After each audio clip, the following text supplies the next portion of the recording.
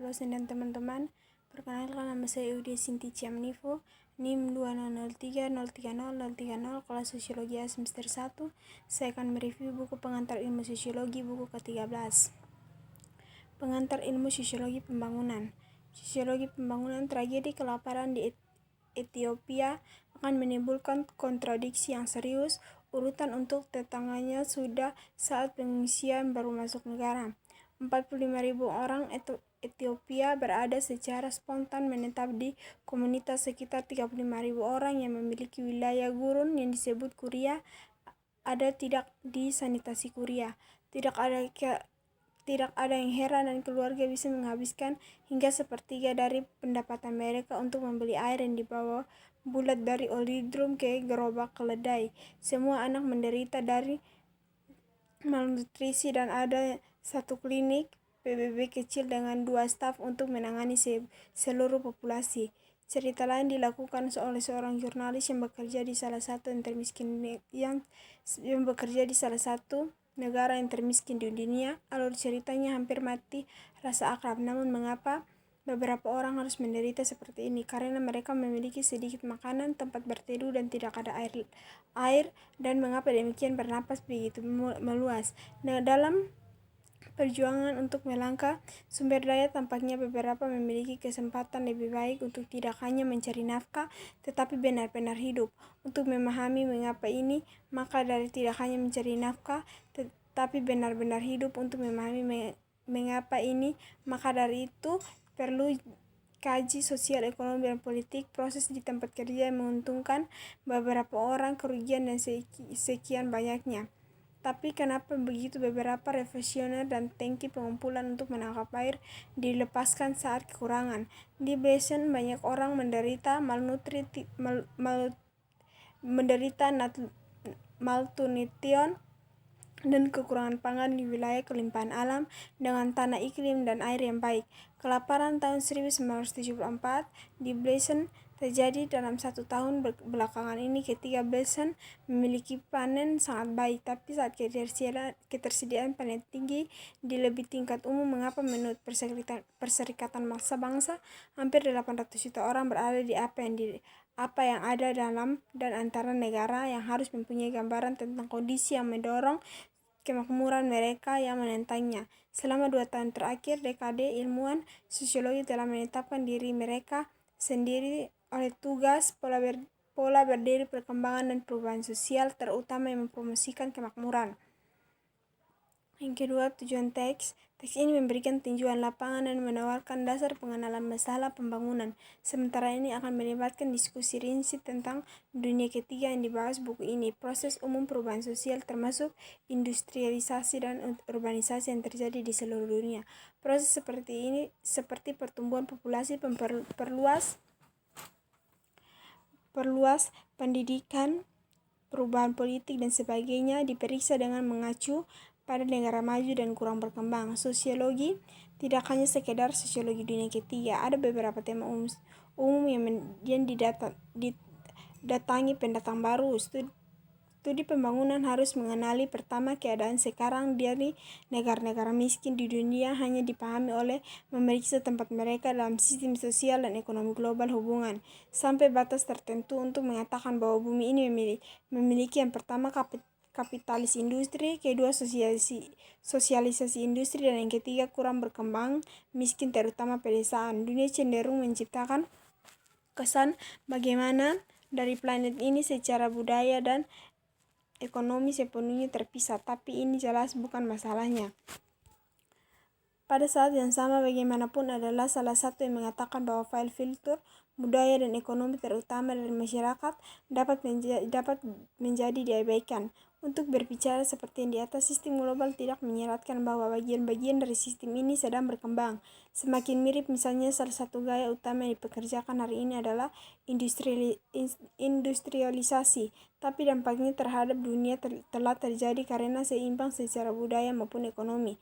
Beberapa masyarakat telah terindustrialisasi daripada yang lain sementara konsumen barang-barang seperti Coca-Cola dipasarkan secara internasional, tetapi tidak berarti bahwa kondisi di mana mereka dikonsumsi identik Penjelasan untuk keadaan ini bervariasi tergantung cukup baik yang seperti kita lihat. Yang berikut pertanyaan sosiologi utama. Terlepas dari tema umum yang digambarkan di atas yang mendasari teks, pertanyaan sosiologi apa yang lebih spesifik?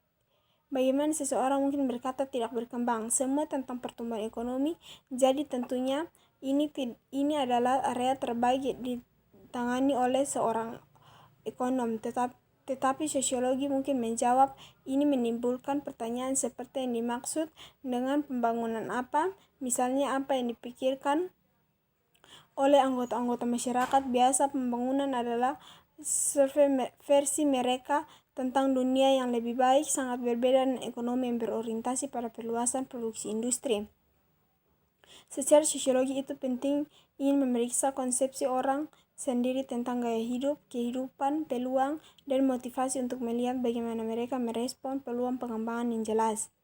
Apalagi kita perlu tahu tentang implikasi sosial yang terkait dengan katakanlah pertumbuhan para konsumen dan dalam pengenalan teknologi yang modern dalam masyarakat. Lakukan hal-hal seperti itu selalu merusak budaya yang ada dan cara hidup tradisional. Mungkin terjadi bahkan ketika orang berpartisipasi dalam hal baru kegiatan ekonomi mereka mungkin bertindak dengan cara yang meningkatkan kehidupan mereka dan gaya hidup tanpa mengesampingkan budaya tradisional.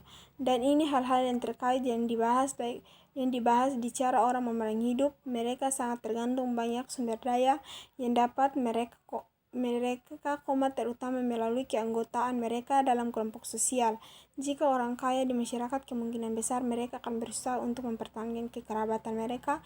Keuntungan atas orang lain dengan bertindak secara budaya dan ekonomi yang akan menciptakan tantangan bagi orang lain dan coba bangkit di bawah.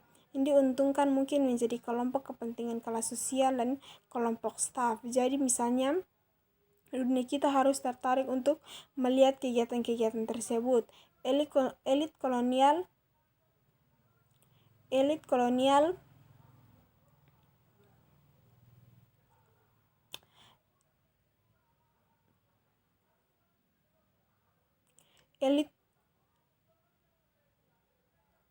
jika orang kaya di masyarakat, kemungkinan besar mereka berusaha untuk mempertahankan kekerabatan mereka.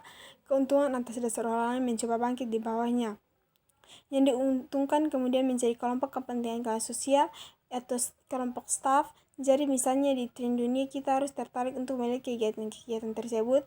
Elit kolonial dan ex kolonial. Sumber daya apa yang mereka lakukan dan mereka untuk mempertahankan keuntungan mereka. Sejak meminta sejauh mana ini adalah hasil dari kelompok yang membela kepentingannya tingkat internasional dan nasional. Pertanyaan ini terletak pada inti dan pendekatan pembangunan yang berbeda dari sangat kritis terhadap arus utama modernisasi dan pada teori. Yang berikut ukuran kepentingan dan pengembangan. Baik kesenjangan relatif dan absolut antara yang terkaya dan negara-negara termiskin akan melebar di tahun-tahun mendatang, termasuk kesenjangan antara negara berkembang berpenghasilan menengah dan rendah mencoba jumlah orang yang hidup dalam kemiskinan absolut. Sekarang sekitar 750 juta akan meningkat sekitar 100 juta.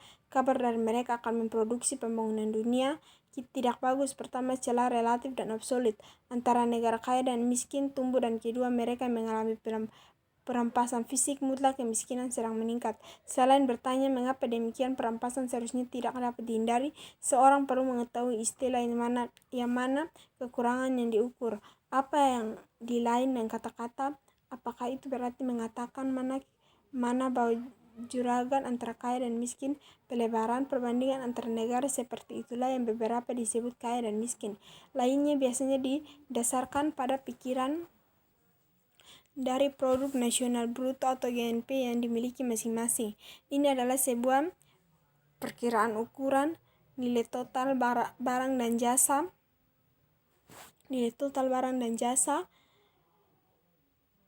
yang diproduksi oleh ekonomi untuk siapapun pada tahun-tahun yang lain. Jadi GNP negara-negara kaya tumbuh dan lebih cepat dibandingkan negara-negara miskin. Sementara perbandingan antara negara dapat dilakukan dalam hal cara yang perlu untuk membandingkan bagian-bagian masyarakat di dalamnya untuk menunjukkan bahwa mungkin banyak orang miskin bahkan di masyarakat kaya. Perbandingan internasional selanjutnya menciptakan paradoks bahwa orang miskin dikatakanlah Amerika Serikat mungkin relatif kaya dibandingkan dengan orang miskin dunia ketiga. Sebagai Harrington telah berkata, ada Amerika yang akrab itu dirayakan dalam pidato dan diiklankan di TV dan di majalah. Dia memiliki yang tertinggi standar hidup massal yang pernah dikenal di dunia. Pada tahun 1950, Amerika mengkhawatirkan dirinya sendiri, bahkan kecemasannya adalah produk kelimpahan. Saat diskusi ini berlangsung, melanjutkan ada Amerika lain di dalamnya berdiam antara 40 juta dan 50 juta warga tanah ini. Mereka miskin, mereka masih yang pasti dan yang lainnya. Amerika tidak dimiskinkan dalam arti yang sama dan mereka yang miskin negara di mana jutaan orang tergantung pada kelaparan, kemiskinan. Oleh karena itu istilah yang relatif suatu kondisi yang hanya bisa diidentifikasi dan membandingkan keadaan suatu kelompok atau seluruh perekonomian satu sama lain. Berikut konsep kemiskinan. Ada dua definisi utama kemiskinan subsisten. Definisi atau satu berdasarkan analisis deprivasi relatif, itu yang terakhir menilai kerugian dalam istilah yang lebih luas daripada penghidupan, pendekatan yang biasanya menghasilkan gambaran yang jauh lebih luas dari mereka. Dikatakan berada dalam kemiskinan ini berarti bahwa ukuran yang berbeda dari kemiskinan memiliki titik pokok yang sangat berbeda dan membedakannya. Dikatakan miskin dari yang tidak miskin. Konsep subsisten kemiskinan konsep ini didasarkan pada perkiraan tingkat pendapatan yang diperlukan untuk membeli makanan yang cukup untuk memuaskan rata-rata kehidupan nutrisi yang setiap orang dewasa dan anak dalam satu keluarga. Konsep kemiskinan ini telah mendominasi kebijakan resmi Eropa Barat dan Amerika Serikat sejak pergantian abad. Daya tarik terletak pada tujuan dan tampaknya objektif. Penilaian tingkat gizi yang diperlukan untuk menjaga kesehatan jasmani, misal saja makanan yang setara dengan sekitar 300.000 kalori per hari diperlukan untuk orang dewasa rata-rata. Pada tahun 1978, pemerintah Inggris diperkirakan bahwa seorang pria dan seorang wanita dapat memenuhi kebutuhan dasar mereka. Memang sebagian besar pemerintah tampaknya berkomitmen kuat untuk pendekatan semacam ini, namun pada pemeriksaan lebih dekat sejumlah masalah muncul. Yang pertama, perkiraan kebutuhan nutrisi hanya ada untuk umum rata-rata dan tidak memperhitungkan komposisi rumah tangga, usia anggota keluarga, pekerjaan mereka, dan kegiatan non-kerja. Yang kedua, masyarakat miskin harus memenuhi kenaikan harga bahan makanan dan biaya tambahannya tidak selalu berarti peningkatan nilai gizinya. Memang dalam banyak kasus, banyak makanan di masyarakat maju kehilangan nilai makanannya. Yang ketiga, perkiraan pakaian yang dibutuhkan dapat dipertanyakan kepada mereka yang sering didasarkan pada keluarga miskin yang dihabiskan untuk pakaian. Yang keempat, anggaran keluarga dan pola pengeluaran yang dianggap tergantung pada tingkat akuntansi yang ketat dan disiplin perilaku pribadi yang keutamanya dan disiplin diri berbatasan dengan kesucian. Dan akhirnya, estimasi jarang direvisi untuk mencerminkan perubahan adat istiadat dan kebutuhan yang berkembang di masyarakat luas. Berikut dunia ketiga dan kemiskinan variasi di dunia. Sebelum kita dapat memeriksa kemiskinan dunia ketiga, kita harus melihat dekat dengan apa yang sebenarnya kita maksud dengan dunia ketiga. Itu frase adalah salah satu yang akrab, tetapi tidak selalu berarti itu ada kesempatan universal atas maknanya. Ini bisa menyebabkan kebingungan bagi mereka yang baru di area tersebut. Misalnya, ini adalah frase yang digunakan untuk menggambarkan banyak negara yang ternyata miskin seperti Ethiopia, namun juga merupakan label yang diterapkan untuk mendeskripsikan negara-negara penghasil minyak jelas-jelas makmum Timur Tengah, misalnya Iran, Kuwait, atau lagi beberapa teks yang memasukkan Cina di dunia ketiga, sementara yang lain melakukannya tidak. Sejumlah ulama mungkin telah sedikit mencari definisi yang tepat terlalu jauh menghasilkan sebagai daftar negara biasanya dikatakan dapat diandalkan. Misalnya Abdallah menghitung 108 dari total dunia 185 negara dapat dalam kategori ini. Ia mengecualikan Cina, sedangkan penelitian lain mengklaim hal serupa. Tingkat persis akan mencakupnya karena daftar tersebut berbeda-beda. Itu adalah indikasi bahwa seseorang hanya dapat mengklaim tepat berdasarkan serangkaian asumsi awal tentang pembangunan atau kekurangannya. Ubah asumsi seseorang dan daftar negara dunia ketiga perubahan. Selain itu, pencairan daftar nama yang cenderung kalah melihat karakter dinamis dan proses dunia yang bertahap mengubah karakter ekonomi dan politik negara, termasuk negara-negara maju. Beberapa di antaranya mungkin menderita penurunan serius di masa depan. Namun negara-negara miskin dunia memiliki beberapa persamaan yang memungkinkan kita untuk memutuskan perkiraan boundaries dari dunia ketiga seperti yang disarankan oleh utara atau selatan dari dunia ketiga, yaitu pertama, cenderung memiliki pertanian yang lebih besar daripada industri.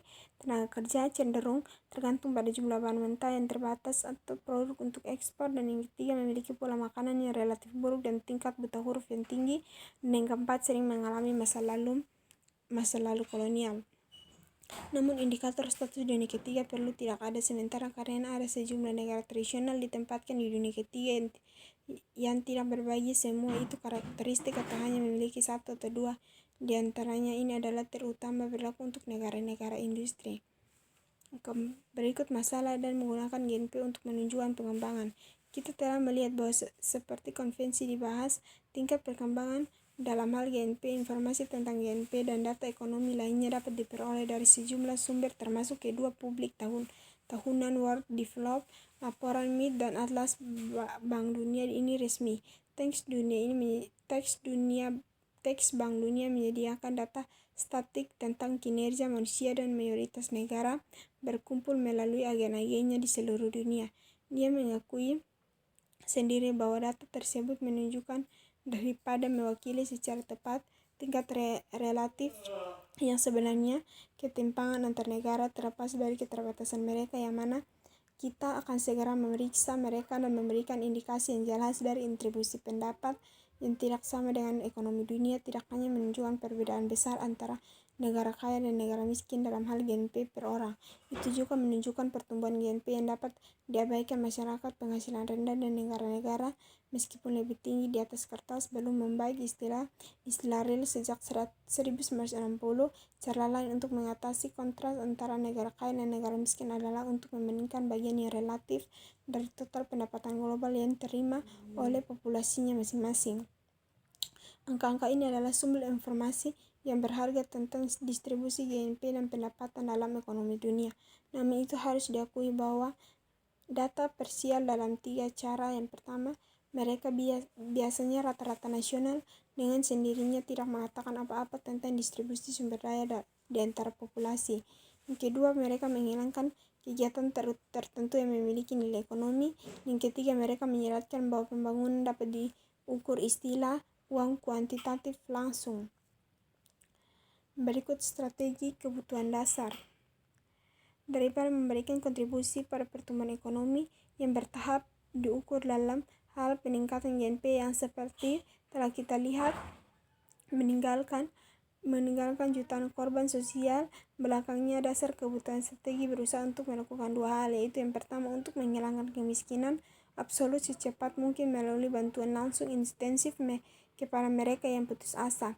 Kedua, untuk memenuhi kebutuhan dasar semua dalam kaitannya dengan keinginan material seperti makanan, pakaian, tempat tinggal, dan bahan bakar. Dan juga seperti yang dikatakan beberapa orang, kebutuhan sosial seperti pendidikan, hak asasi manusia, dan apa yang disebut partisipasi dalam kehidupan sosial melalui pekerjaan politik dan keterlibatan. Ini mencakup semua aset sumber daya masyarakat, termasuk barang publik atau layanan yang didanai pemerintah seperti rumah sakit dan sekolah. Dan model untuk investasi perusahaan pertanian atau industri untuk wilayah pedesaan. Pendekatan baru ini menekankan pada kebutuhan lahan reformasi untuk membuat lahan tersedia dari petani miskin, membuka diri lahan pertanian baru, dan memberikan pinjaman atau hibah murah untuk rumah tangga pedesaan. Yang berikut persiapan pembangunan. Di bagian awal kita melihat lebih dekat pada konsep kemiskinan. Jelas bahwa kemiskinan menyiratkan kekurangan atau kerugian suatu perkembangan. Itu bagi kebanyakan ahli teori berarti memperbaiki kerugian atau bagaimana didefinisikan. Kita akan melihat pekerjaan yang lebih penting daripada ahli teori. Mereka semuanya membuat asumsi yang berbeda tentang apa yang pembangunan benar-benar, tetapi sebelumnya kita biarkan masalah yang lebih abstrak ini dapat membangun dan mengambil alih adalah bijaksana untuk berhenti sejenak dan untuk mempertimbangkan apa yang orang sendiri dianggap sebagai prioritas mereka. Wallman pada tahun 1997 menunjukkan bahwa ada dua hal yang baik alasan mengapa orang di dunia ketiga dan di industri negara-negara tersebut mungkin kecewa dengan kemajuan perkembangan. Yaitu yang pertama, bagaimanapun suksesnya pembangunan suatu daerah, upaya kesengajaan ekonomi antara itu dan industrinya pemimpin teknologi terus melebar. Kemajuan jauh dari titik kedatangan eksplisit dan pengembangan proses cenderung surut ketika kemajuan. Bahkan orang miskin mulai menyadari bahwa mereka tidak mengejar ketinggalan dengan orang kaya dalam banyak kasus dan mereka tidak lagi mencoba. Dan yang kedua, GNP yang tertinggi atau laju pertumbuhan industri tepat tidak ada lagi untuk daerah maju tampaknya membawa lebih banyak penyakit daripada yang kita ketahui cara menyembuhkan. Orang miskin mungkin menghargai pemeliharaan atau meningkatkan otonomi sebanyak yang mereka butuhkan materi barang. Terakhir, teori modernisasi. Kita telah melihat bahwa ada beberapa kepentingan yang mencolok dan kemiskinan di dunia ini. Bagaimana juga kami telah melihat bahwa sifat kerugian ini tergantung pada persepsi seseorang memiliki kebutuhan sosial dan material, dan dengan demikian bagaimana sebuah masyarakat harus mengembangkan untuk memperbaiki kekurangan ini. Minat yang luas akan perubahan sosial ekonomi yang sedang berlangsung sejak sarjana Eropa di antara bab ke-19 sebagai adalah hasil langsung refleksi dari keadaan waktu mereka. Di antara mereka yang lain, proses periode melihat pesatnya ekspansi industri dan manufaktur, pertumbuhan populasi dan pusat kota, dan meningkatnya kepentingan nasional dari politik dan aktivitas kejam negara. Proses tentu saja tidak dimulai selama abad ke-19, tetapi lebih awal di kasus Inggris misalnya sejak tahun 1600, apalagi sebelum semuanya negara-negara Eropa tidak mengalami perkembangan seperti tingkat yang sama. Perubahan yang ditimbulkan menurut sepenuhnya tidak normal dinilai dengan standar abad sebelumnya. Dia menyarankan bahwa periode melihat besar berubah dari konsep dunia yang kurang jelas, yang kurang lebih statis, di mana penyimpulan dari tradisi itu bertentangan dengan alam sebuah konsepsi kemajuan sebagai hukum kehidupan dan kelanjutan memperbaiki sebagai keadaan normal masyarakat yang sehat. Sebagaimana komentar mengingat perubahan kesadaran seperti itu terbukti interpretasi itu dari ekonomi abad ke-19 dan pada dasarnya akan menjadi interpretasi dan perubahan gerakan. Sekian dari hasil review saya. Terima kasih. Selamat malam.